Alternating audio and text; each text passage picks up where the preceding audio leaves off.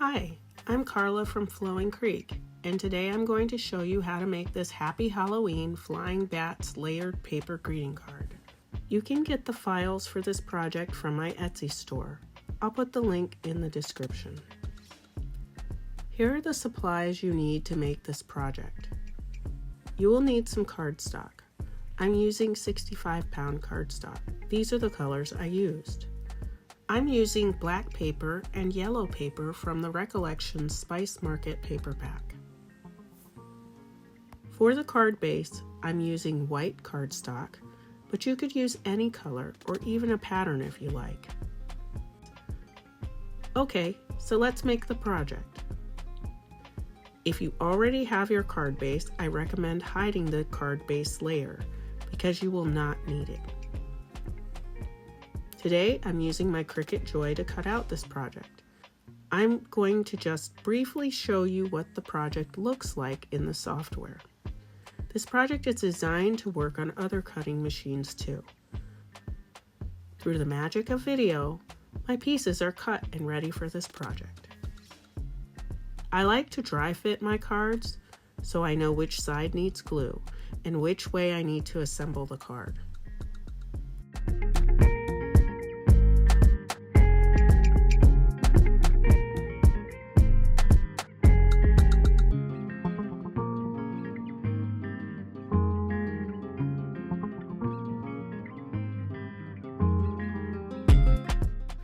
I'm using this glue dispenser I got on Amazon. It lets me put nice small amounts of glue on my paper. The glue I'm using is the Aleene's tacky glue from the dollar store. You can use whatever glue you prefer. I like this glue because it works well, it dries clear, and it is not expensive. I'll start gluing these pieces and assembling the card.